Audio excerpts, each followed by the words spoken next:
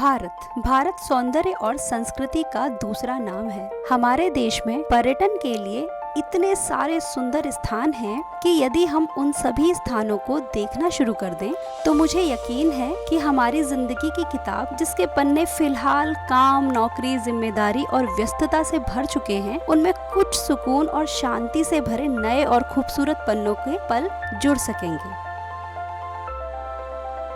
नमस्कार दोस्तों, मैं प्रिया कौशिक आज आपको लेकर जा रही हूँ भारत के सौंदर्य से भरपूर स्थान जिसका नाम है अंडमान।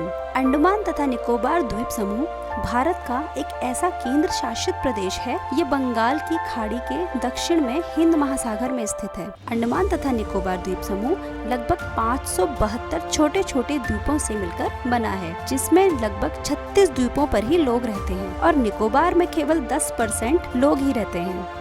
कहते हैं कि अंडमान यह शब्द मलय भाषा के शब्द हांदुमन से बना है, जो हिंदू देवता हनुमान के नाम का परिवर्तित रूप है। जो लोग अंडमान जाने का प्लान कर रहे हैं और सोच रहे हैं कि वहां जाएं कैसे, उनको मैं बताना चाहती हूँ कि अंडमान जाने के 2 तरीके हैं, बाय एयर और बाय क्रूज।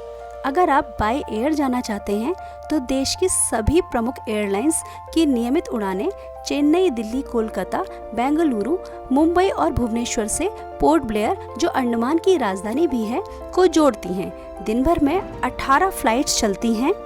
यदि आप बाय एयर जाने का प्लान कर रहे हैं तो मैं सजेस्ट करूंगी कि फ्लाइट की टिकट्स आप 2-3 महीने पहले ही बुक करा लें, जिससे आपको ज़्यादा एक्सपेंसिव ना पड़े। अब बात कर लेते हैं बाय क्रूज आप प्लान कर रहे हैं तो क्या प्रोसेस है।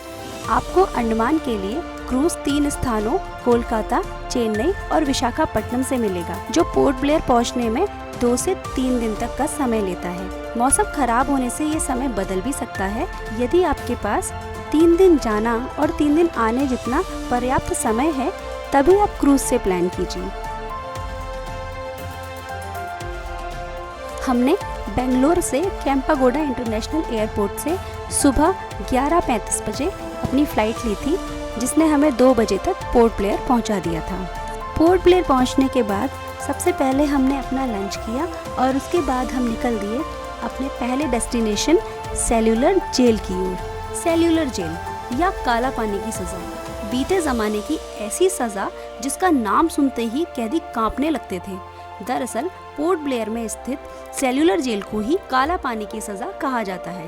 इसका नाम काला पानी इसलिए पड़ा क्योंकि काला या काल का अर्थ होता है समय या मृत्यु। अतः ऐसा माना जाता था कि मृत्यु का स्थान जो चारों ओर गहरे पानी या समुद्र से घिरा है, उसे काला पानी की सज़ा कहा गया। माना जाता है कि यहाँ पर जो कैदी एक बार जाता था वह कभी वापस नहीं आता था। यदि वह जेल से भागना भी चाहता था तो समुद्र में डूब के मर जाता था। इस जेल की नींव 1897 ईस्वी में रखी गई थी और 1906 में ये बनकर तैयार हो गई थी। इस जेल में कुल 698 कोठरियां हैं और प्रत्येक कोठरी 15 फीट लंबी और 8 फीट चौड़ी है। इस जेल का नाम सेल्यूलर इसलिए रखा गया क्योंकि यहाँ पर कैदी के लिए एक अलग सेल होती है ताकि वो एक दूसरे से बात ना कर सकें और अकेलेपन, मानसिक तनाव के कारण वहीं मर जाएं।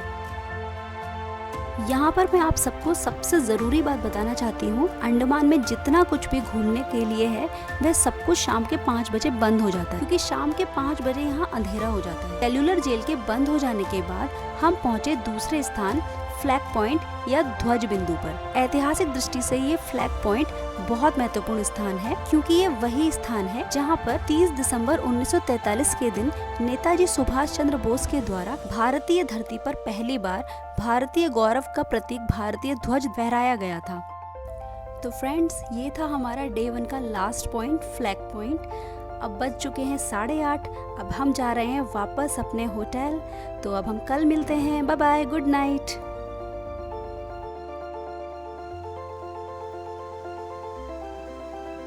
Good morning friends. तो आज हम शुरुआत करते हैं अंडमान में अपने दूसरे दिन की। आज हम जाने वाले हैं पोर्ट ब्लेयर से हैवलॉक आइलैंड। हमारे क्रूज की premium seat tickets already booked थी। मैं सजेस्ट करूंगी कि आप भी टिकट्स पहले से ही बुक कर लें। प्रीमियम टिकट्स रॉयल और डीलक्स टिकट्स दोनों में सबसे सस्ती हैं, but trust me, best view आप यहीं से देख सकते हैं। हमारा क्रूज स्टार्ट हुआ लगभग 10:45 पर, जिसने हमें दोपहर 12:15 तक हैवलॉक पहुंचा दिया। मैं सजेस्ट करूंगी कि आप अर्ली मॉर्निंग का क्रूज बुक करें, जिससे आपको हैवलॉक में ज़्यादा से ज़्यादा टाइम मिल पाएगा। तो 2 घंटे पानी की हिलती डुलती यात्रा के बाद हम पहुंचे हैवलॉक आइलैंड। तो इसके बाद अब हम पहुंच चुके हैं अपने ब्यूटीफुल रिजॉर्ट सिल्वर सैंड में। सच पूछिए, बीच फ्रंट रूम देखते ही ट्रैवलिंग की सारी थकान कहीं गायब सी हो गई।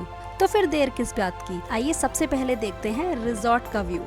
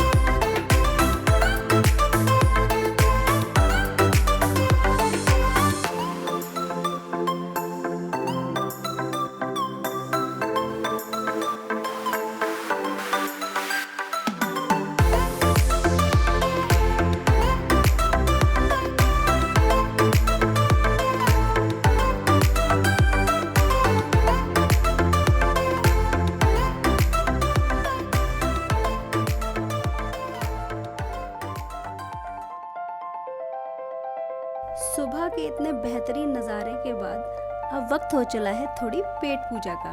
चलिए ब्रेकफास्ट करते हैं, फिर निकलते हैं दुनिया के 7वें सबसे अच्छे बीच राधानगर बीच की ओर। राधानगर बीच अंडमान का ही नहीं, पूरे भारत का सबसे अच्छा बीच माना जाता है। यहाँ पर पानी इतना सुंदर और साफ है कि अधिकतर लोग यहाँ पर स्विमिंग करना पसंद करते हैं। इस बीच पर खाने पीने की सुविधा, चेंजिंग रूम्स, फोटोग्राफर आदि सभी सुविधाएं उपलब्ध हैं। राधानगर बीच पर नंगे पैर रेत पर टहलना, बीच पर आराम करना, फिर सूरज के डूबते हुए अद्भुत नज़ारे को देखना, ये तो आप ज़रूर करें। चलिए अब प्रकृति के इन सुंदर नज़ारों को दिल में बसाकर चलते हैं अपने रिजॉर्ट, जहाँ हम पहले करेंगे थोड़ा आराम, फिर कुछ हसीन मोहब्बत के पल और हसीन शाम।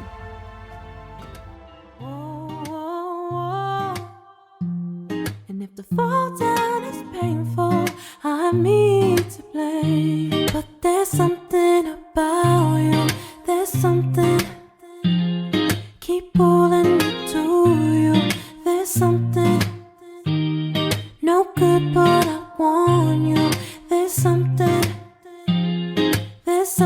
about you, and I can't let go.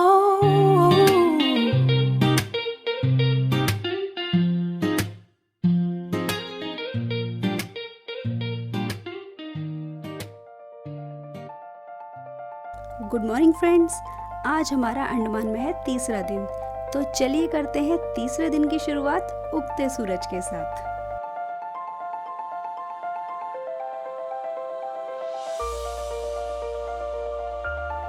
समंदर का किनारा हो, उगते सूरज का नज़ारा हो, कोई ना आस पास हो, इससे ज़्यादा क्या खास हो।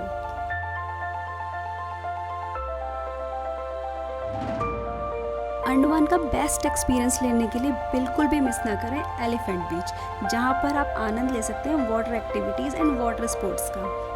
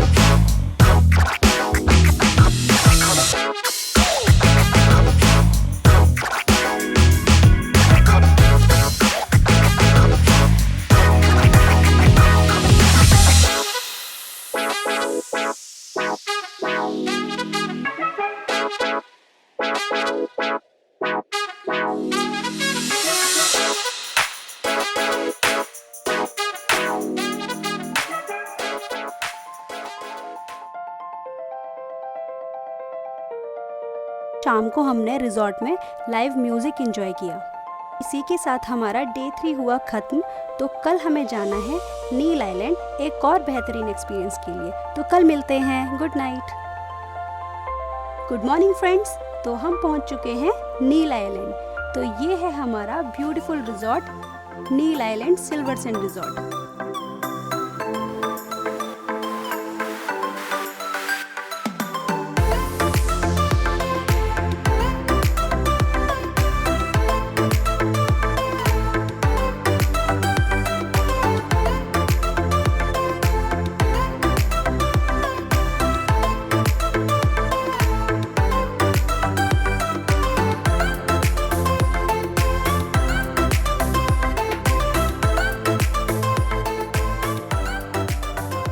चलिए तो अब वक्त हो चला है ब्रेकफास्ट करने का।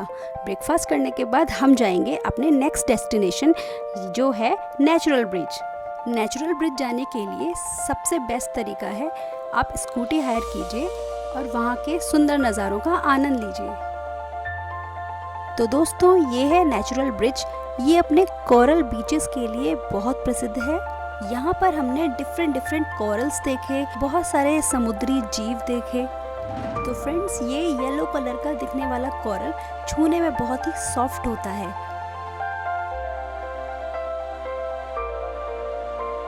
ये फिंगर कोरल्स लाखों साल पुराने हैं और इनकी ग्रोथ 1 साल में 1 इंच होती है। ये है सी शेल। चलिए इसको वापस पानी में रख देते हैं। ये है स्टार फिश। ये ब्यूटीफुल सा हाउस क्लाउन फिश का है जिसे आप और हम सभी नीमो फिश के नाम से जानते हैं। ये फिश कभी भी अपने घर से बाहर नहीं आती है। इसे अपने घर में रहना बहुत ही अच्छा लगता है। नीमो फिश के बाद हमने देखा इलेक्ट्रिक ईल को। इसे इलेक्ट्रिक ईल इसीलिए कहा जाता है कि इसे छूने से बहुत तेज करंट लगता है। ये ब्रेन की शेप का दिखने वाला कोरल इसे ब्रेन कोरल कहा जाता है। और ये है हनी बी के आकार का कोरल, इसे हनी बी कोरल कहा जाता है। तो फ्रेंड्स ये था हमारा नील आइलैंड का एक्सपीरियंस। ट्रस्ट मी ये एक्सपीरियंस बहुत ही खूबसूरत था। तो जब भी आप अंडमान जाएं तो इसे बिल्कुल भी मिस ना करें। इतने सारे पलों को दिल में बसाकर अब वक्त हो चला है वापस घर जाने का।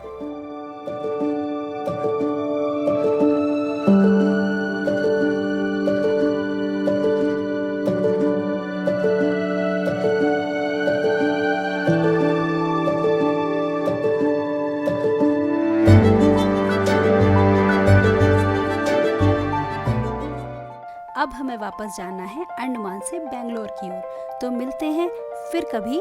तब तक के लिए बाय बाय, टेक केयर।